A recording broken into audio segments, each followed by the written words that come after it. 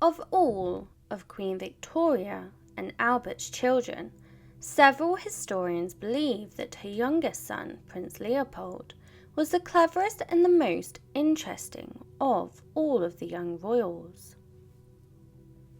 His short life was full of intrigue, drama, and a danger that was at the very heart of the British monarchy, despite him never being able to see the British throne. Please continue to support my channel by subscribing. The eighth child and second youngest heir of the reigning Queen Victoria and her husband Prince Albert, little Leopold came into the world as something of a medical marvel. Queen Victoria had given birth 8 times, and she controversially used chloroform as a form of pain relief, which went against the status quo of the public at the time. It was a Christian belief at the time that women were supposed to suffer in childbirth, and if they interrupted this natural way of things, there might be divine consequences. Leopold came into the world happy and seemingly healthy, and the palace was full of relief. However, this relief did not last very long, as his health took a decline over the years. Victorian concepts of parenting are a lot different than our own today, but the royal household of Queen Victoria was bizarre by any standards. Victoria had outwardly reported how much she despised being both childbearing and large parts of child rearing, despite having a large brood of 9 children running around. As the 8th child, Leopold was often forgotten, and the impact of his birth on his mother may have led her to suffer from postpartum depression. And Leopold's father, Albert, wrote in a letter not long afterwards about Victoria's continuance of hysterics. Victoria played her children off against each other, and one way to do this was to put forward her favourite child over the others. Her alleged favourite was Prince Arthur, who she told her husband Prince Albert that out of all of her children, Arthur was dearer than any of the others put together. Leopold was always known to be a sickly boy, just like his father. He suffered greatly with anxiety, which led to a number of physical problems, such as indigestion, and no matter how much the palace fed him, he remained rail thin and weak. When he was a growing toddler, he started moving around, and he would bruise very easily and suffer major injuries at the smallest of falls. It wasn't long before Victoria and Albert searched for answers and came to a disturbing conclusion that his illness was a fatal one. A dark secret clouded the royal family whereby the males born to the many match-made couples that descended from Queen Victoria would suffer from a genetic disease called haemophilia, which prevents blood from clotting properly. Victoria had passed this on to her son, and suddenly the prince's dangerous falls and sickly disposition made all too much sense. Unfortunately for little Prince Leopold, the dangerous impacts of haemophilia manifest in men and not women, and it was soon very clear that the princeling was in fatal danger at all moments of the day. Victoria did worry constantly about his internal bleeding, and nobody believed that he would survive into adulthood. As well as this condition passed from his mother, medical professionals also believed that the prince was suffering from another illness. Leopold would suffer from fits, which led them to believe he had epilepsy, which at the time was a sign that he was cursed or bewitched. The family did not deal with his depositions very well, with his mother taking full control over his life. Queen Victoria was very protective of her son, and she kept him practically under lock and key, and from the moment he could crawl, he had a whole team of doctors constantly checking up on him and making sure that the royal didn't have a hair out of place. Leopold was only 8 years old when his father died in 1861. Albert was only 42 when the Grim Reaper came knocking, and his passing through Queen Victoria into a notorious state of mourning. Prince Leopold had not only inherited his sickly disease from his mother, but he had also inherited her looks. His wide, heavy-lidded eyes, the set of his small mouth, and his oval face, as well as Victoria's light hair. As a male member of the monarchy, it was tradition for the princes to form part of the military, but due to his condition, his mother banned him from all military service, accepting some honorary positions that were merely symbolic. All of his brothers went on to have some form of military service, which must have been bittersweet for him to witness, and a massive downer to his ego, and something that likely humiliated the young Victorian man. So something had to give. Leopold could not be physical in any way, and so he turned his attention to his mental capabilities. The prince had the best tutors royalty could buy, but no less than the poet Laureate Alfred. Lord Tennyson noted the boy's quick mind and immense capacity for learning. Despite being academically bright, this did not rid him of his rebellious nature.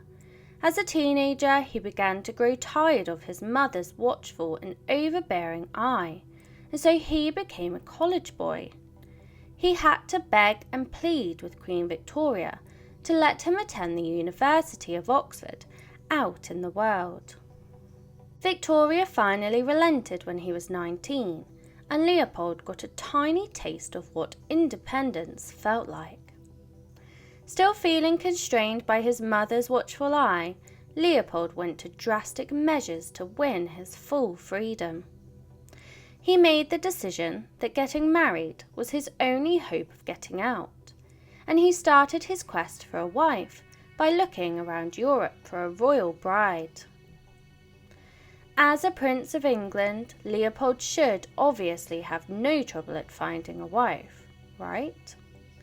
His secret illness was no longer a secret, which meant that unfortunately for Leopold, he wasn't exactly the most eligible bachelor.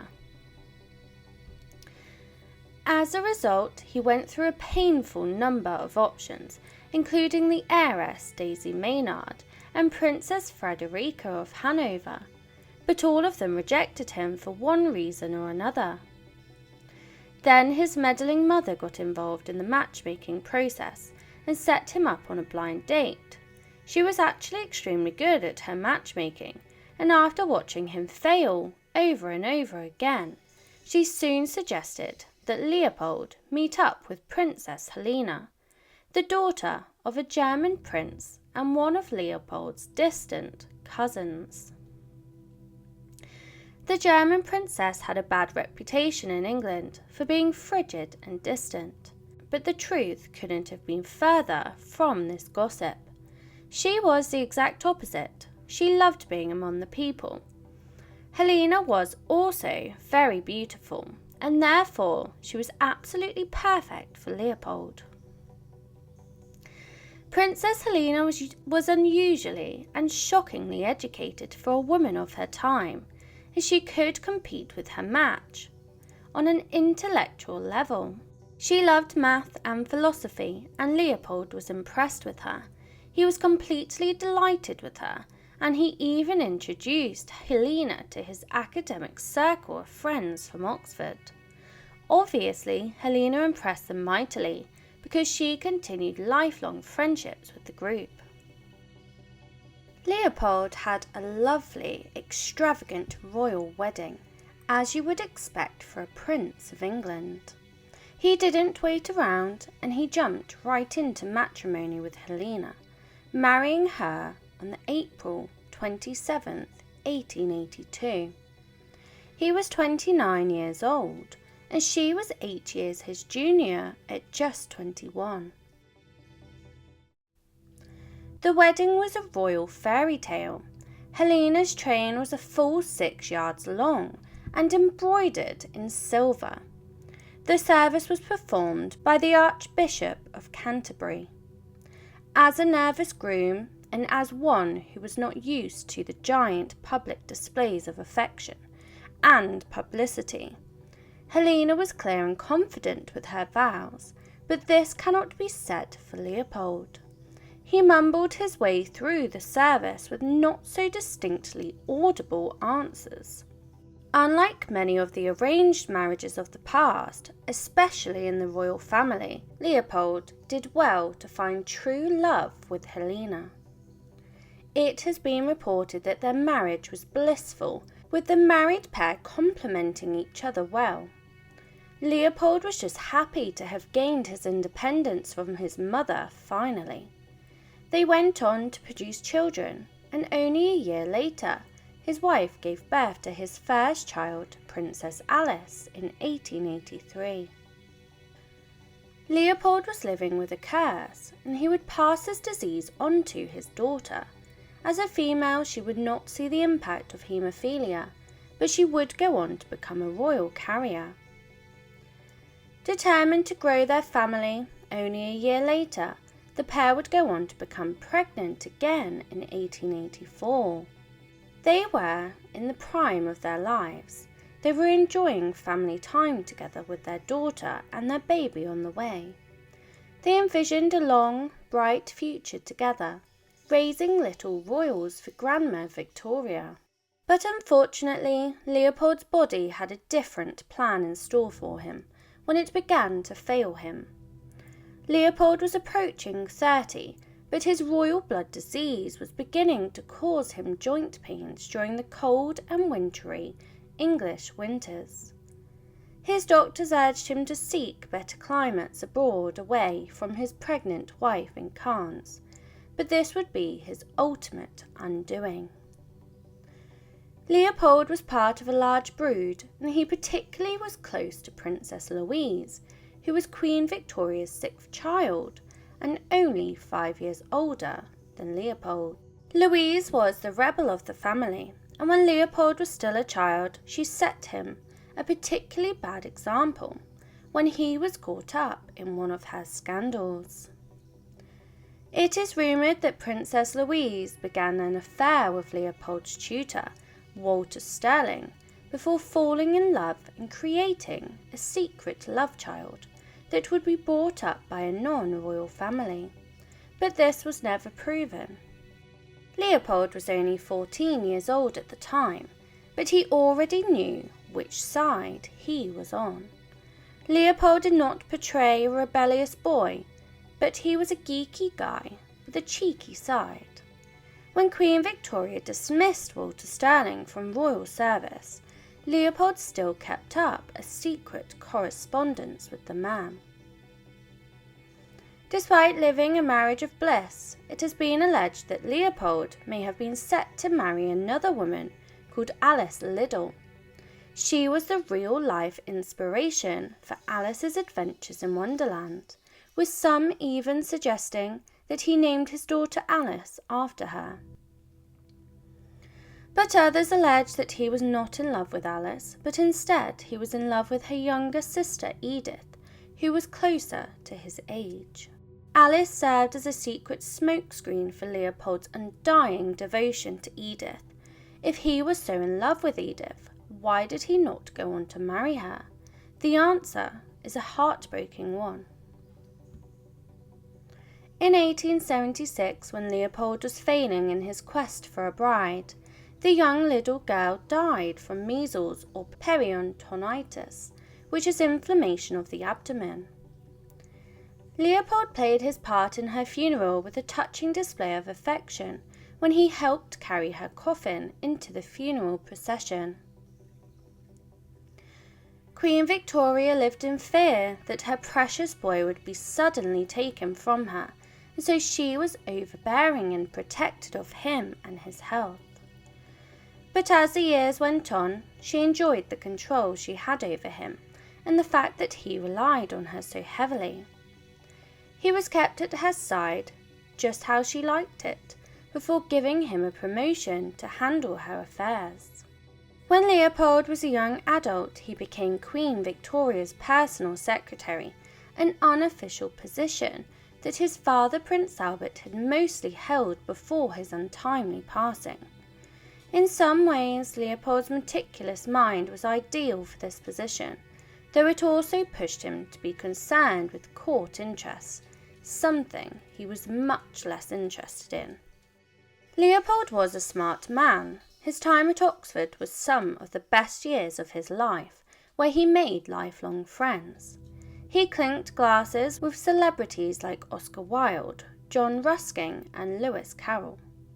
While these were socially acceptable activities for a royal prince, he was also embroiled in a secret society that his brother introduced him to. The future King of England, Edward, who was notorious for his debauched behaviour and scandals. He was introduced into the notorious secret society, the Freemasons. Leopold was no lonely rank and file either. After all, Albert Edward was a worshipful master and the most senior member of the Oxford location. Following the advice of his doctors, Leopold left his pregnant wife behind to travel to, in February of 1884, in the hope to reduce his haemophilic symptoms. He was staying at the lovely Villa Nevada residence. He had been there for a month when disaster struck. While in his villa on March 27th, he slipped and fell. This should have been a minor ordeal, but due to the prince's blood-clotting disease, when he hit his knee and banged his head, it was catastrophic. The prince had been reminded of the dangers of hurting himself, and how the tiniest of bruises and bang-ups could lead him severely injured or worse, and for good reason. This fall was devastating to the royal. His condition worsened over the coming hours, until in the early morning of March 28th, the prince never woke up. The culprit behind his untimely end was gruesome. He had done well to avoid this level of injury throughout his life, but his luck had finally run out. This small bang to his head had led to a fatal cerebral hemorrhage, which led to his death. In his tragic wake, he left destruction when his mother mourned him deeply. When Victoria heard of Leopold's passing, her response was absolutely heartbreaking.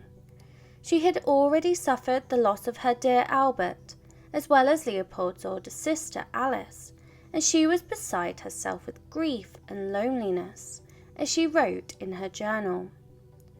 To lose another dear child far from me, and one who was so gifted and such a help to me, is too dreadful. Then his wife was left alone, still pregnant at home and full of grief. She gave birth to the son he would never meet in that summer, Charles Edward, who would never know his father. His deadly disease was luckily not passed to his son, but that didn't mean that his family was safe. Leopold truly may have been cursed, and the curse did not end with his death. In the years after his death, his children and his wife suffered heart-wrenching fates. His first daughter Alice passed her haemophilia genes on to her eldest son Rupert, who then went on to die at the young age of 20 in a car accident, an event that his illness surely made worse. Yet Leopold's own son did more damage to his name when he lost his way. Growing up without a father figure is difficult, and little Charles Edward needed some guidance in his life. The man was not plagued by his father's royal disease, but he was plagued with the extremist ideologies when his son turned into a Nazi sympathizer, fighting on the German side in both World War I and World War II, before the English government stripped him of his titles for his participation. He became estranged in 1954. Charles Edward passed away while living in poverty. Leopold was the first known male royal in the British line to suffer from haemophilia, but he wasn't the last. The tragic tale of his legacy is infamous.